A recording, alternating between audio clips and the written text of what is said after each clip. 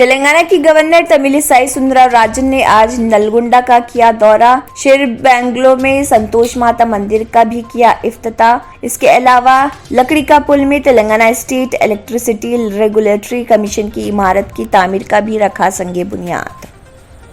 حیدرآباد کے شمس آباد international airport پر 44 خواتین کو امیگریشن حکام نے پکڑ لیا۔ یہ تمام خواتین تلنگانہ اور آندھرا پردیش کی رہنے والی اور کویت جا رہی تھی۔ ان سب کے پاس 2 ویزے تھے موجود۔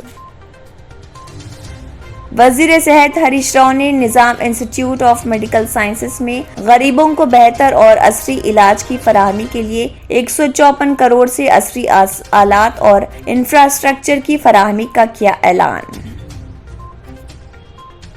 وزیر تعلیم سبیتا اندرا ریڈی نے کہا، تعلیمی اداروں میں کورونا کیسز کے بارے میں طلبہ اور سرپرستوں کو خوفزدہ ہونے کی ضرورت نہیں۔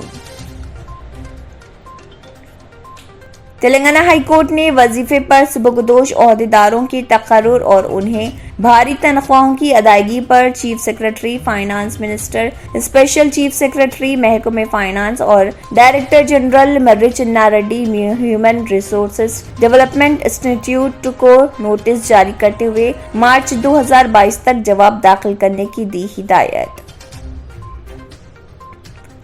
نظام انسٹی ٹیوٹ آف میڈیکل سائنسز نمس میں ماسٹرز ہاسپٹل مینجمنٹ کورس 2020-21 میں داخلوں کے لیے عارضی طور پر امیدواروں کے انتخاب کے لیے 9 دسمبر کو صبح 10 بجے کونسلنگ مقرر۔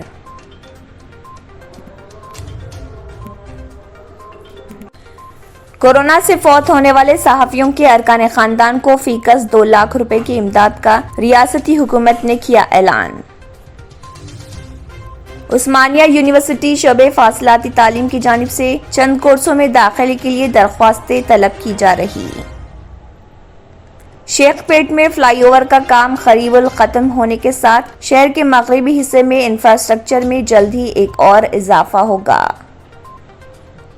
گاندھی ہاسپٹل اور تلنگانہ انسٹی ٹیوٹ آف میڈیکل سائنسز کو دوبارہ کورونا وائرس کے مریضوں کے لیے مخصوص قرار دینے کے اقدامات کیے جائیں گے۔